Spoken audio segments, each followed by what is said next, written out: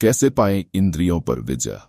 जैमिनी ऋषि और वेद व्यास की कहानी। भगवान व्यासदेव जी ने लिखा है कि इंद्रियां बहुत बलवान है। एक भी पुरुष को भी अपनी माता, बहन या बेटी के साथ अकेले नहीं रहना चाहिए, अन्यथा वह उनके प्रति आकर्षित हो सकता है। मात्रा स्वस्र दुहित्रा व नविविक्तास्नो भवेत्। बलवानिंद्रिय ग्रामो विद्वान संपिकर्षति। श्रीमद् भागवतम 9:9-7।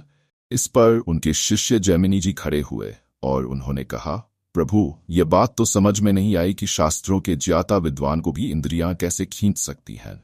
जैमिनी जी वेदों के बहुत बड़े विद्वान थे। उनके प्रश्न का उत्तर दिए बिना व्यासदेव जी ने कहा, मुझे कुछ दिनों के लिए बद्रीनाथ जाना है। आप तब तक इस आश्रम को संभालिए, मैं वापस आकर आपके प्रश्न का उत्तर दूंगा। जैमिनी जी अपने गुरु की लीला को समझ नहीं पाए। जैमिनी जी की परीक्षा। एक शाम जैमिनी जी गंगा स्नान करके वापस लौट रहे थे।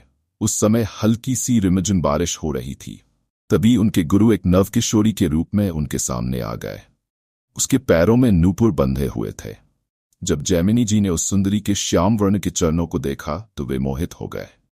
उस युवती ने उनसे कहा, मेरी रक्षा कीजिए, मैं जंगल में अकेली फंस गई हूं। यदि आज रात मैं आपके यहां रुक जाऊं तो सुबह अपने स्थान पर पहुंच जाऊंगी।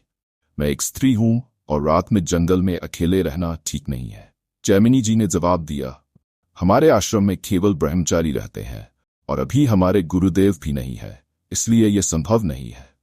युवती ने कहा, मैं इस समय आपकी शरणागत हूं और शरणागत की रक्षा करना धर्म है, चाहे वह स्त्री हो या पुरुष। जैमिनी जी ने कहा, मैं इस आश्रम का प्रभारी हूं और आज रात के लिए आपको एक कुटिया देता हूं। दरवाजा अंदर से बंद कर लीजिए और सुबह तक मत खोलिए, चाहे मैं स्वयं कहूं तो भी नहीं। युवती इस प्रस्ताव के लिए तैयार हो गई और उसने कुटिया के अंदर जाकर दरवाजा बंद कर लिया। कहानी अभी जारी है। अगला भाग देखने के लिए बने रहे और चैनल को सब्सक्राइब और वीडियो को लाइक करें। राधे राधे।